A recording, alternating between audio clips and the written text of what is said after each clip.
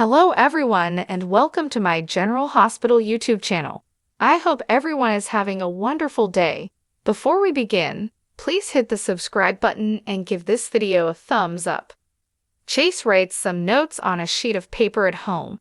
After getting a cup of coffee, Brooklyn delivers him his suit. He takes hold of the box containing his father's ashes after changing. He gives the order for Gregory's medical equipment to be removed at Finn's. He combs Violet's hair afterwards. Finn and Violet are about to leave when Chase and Brooklyn meet them at his apartment. When Finn notices the package Chase is clutching, he wishes he had kept it in the car. However, Chase responds that he is unable to put Chase down and go. When they get to the park, they run across Liz, Aiden, and Jake. Tracy and Alexis are also present. Gregory's favorite tree and bench are reached by them. Gregory has a plaque recognizing him on the bench. Violet gives the box a kiss after Chase hands it to Finn. After saying thank you to everyone for coming, Chase talks about his father and how the illness that once afflicted him is no longer able to take from him. He didn't know his father was religious, but he discovered a prayer card with a psalm on it that he used as a bookmark. Finn takes it from him and reads it. Finn mentions that his father loved this location, thus it makes sense that they are holding this event here, a place that brought him great happiness. He used to read to Violet up here. He continued to insist on making it alone without assistance when the hill became too hard to climb. Chase welcomes everyone to share their memories and anecdotes regarding his father. Liz describes how Gregory housed her under his father's tutelage. He would hear her out and support her in being vulnerable. He would sympathize with her and offer assistance, thanking Chase and Finn for letting them know about their father. Gregory possessed a great deal of resolve, as Alexis mentions that ALS is a terrible illness that requires strong will to manage. Gregory was the only one who could have persuaded her to jump off a plane, and he helped her realize the limits she placed on her own life. She adds that they shared a final intense kiss on the tarmac, which she will always remember. She adds that she might not have attempted to get her legal license if it weren't for Gregory. Finn regrets that it took him so long to figure out how to become the son his father deserved and wishes he could have learned forgiveness from his father. It was just that it took him too long to realize that he had an example in Chase. Tracy talks about how she doesn't have many friends, but Gregory was a fantastic friend to her and how he didn't suffer fools. She claims that he was a lost chance as well. What would have happened if she had known him sooner, longer, or better? She is not made aware of. The lesson from this tale is to create an opportunity if one doesn't already exist. Contrary to popular belief, she claims that you can miss what you didn't have. According to Brooklyn, she saw Gregory as a wizard who gave birth to her lovely husband and delivered Chase to her on their wedding day in that very chapel. She claims that she is aware that magic exists because of Gregory. Violet makes the decision to read aloud a poem that her grandfather once recited to her. She wishes him happiness. The final speaker, Chase, declares that it will take him a long time to follow in his father's footsteps. Violet was flawless, according to his father, who yet believed that nobody needed to get any better. He continues talking about how his father instilled in him the value of seeing the extraordinary in everyone. After that, Chase lets Finn finish by distributing some of the ashes. Following the services, everyone congregates in the patio area of the Metro Court. Gregory once persuaded Tracy to do a shot with him, so Tracy and Brooklyn perform shots in his honor. After they are down, Tracy inquires about Chase's condition.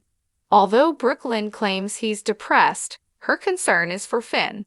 She states that in order to give Finn time to grieve, she and Chase had assumed Violet could stay with them. Tracy claims that they are both in mourning and she doesn't think Finn would want to be apart from her. Alexis offers to take Finn to a meeting if he wants one and tells him it was a lovely service. Although he seems to be intent on spending time with Violet, he is curious about the kiss she alluded to. Did he not know about the relationship between her and his father? She acknowledges that she was too cowardly to fall in love with a dying guy. Chase is checked on by Brooklyn. He claims that seeing how fleeting life is after his father's passing is what led him to vow to always tell her how much he loves her, even if it means having to say goodbye. After the memorial, Liz follows up with Finn to see whether he's feeling better at ease. Finn claims to be, but he's not sure if he's simply making that up. Finally, people start leaving. Liz expresses gratitude to Chase for being himself after thanking Tracy for organizing this. Before leaving with the boys, she urges Chase to inform his brother that she will see him later. While Chase searches for Finn, Brooklyn takes care of Violet. In the end, he discovers Finn taking shots, hopefully taking Molly out for a snack. Christina meets her at the courthouse. Christina says she'll wait and get some work done because Molly says she has back-to-back sessions. At last, Molly leaves the courtroom. Molly replies that she has a staff meeting when Christina asks if she can accompany her to lunch. After some small talk, Christina finally admits that she knows Molly is aware of what transpired after the wedding, but is acting as though she is unaware of it. Evidently, Molly didn't want her to know about what had happened. She was able to deduce what had transpired from Blaze's seemingly insignificant comment, so she questioned her and is unlikely to ever forgive her. Blaze is incredibly forgiving, according to Christina. Molly promises to respect her wishes if she isn't checking in on her, and the baby is the necessary boundary. Molly and Christina reach a mutual understanding. Blaze tells her mother in the recording studio that she regrets having to re-record this song without Brooklyn. Natalia claims they couldn't have known Gregory would pass away because they had already reserved the studio. Observing that her daughter is low in vitality, Natalia thinks Christina could have some to lend her. According to Blaze, Christina isn't coming. She told her sister something improper, and their relationship might be ended. Apologies. Natalia notes that some relationships are not meant to endure and that heartbreaks are terrible. Blaze believed they would endure. Natalia tells her that she should be able to get through this session because she is very talented and proud of herself. Natalia speaks with the engineer while Blaze goes to set up. He acknowledges that, given his opinion of the original song, it's surprising that they are rewriting it.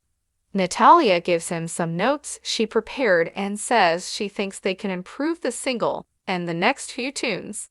Blaze starts recording a song about love and what it's like to be single. Blaze frequently has horrible first takes, but eventually she gets it, the engineer tells Natalia. When Blaze pauses, she says she needs a moment. Is it appropriate for the engineer to give Brooklyn a call? They don't need Natalia for this, she claims. Natalia asks Blaze what she needs and gives her an update. Blaze finds today's music unappealing.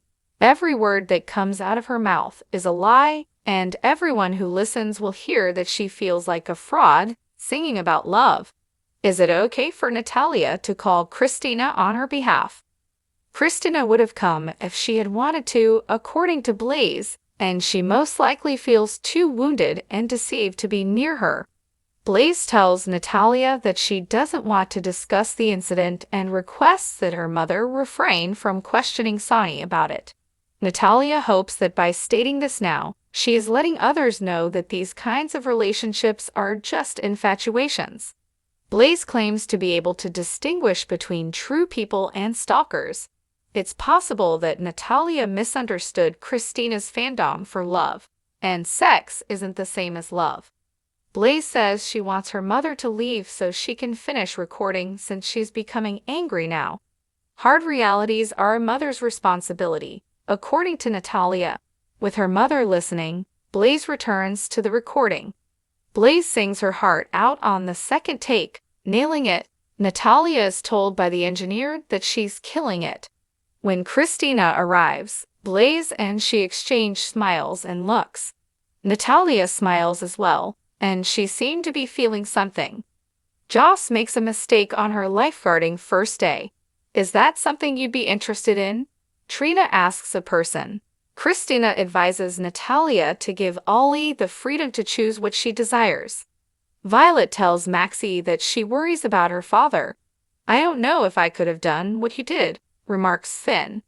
Brooklyn admits to Chase that she was concerned about this, and he wishes she had spoken out. Thanks for watching. If you like this video, please don't forget to subscribe to my channel and don't miss any updates.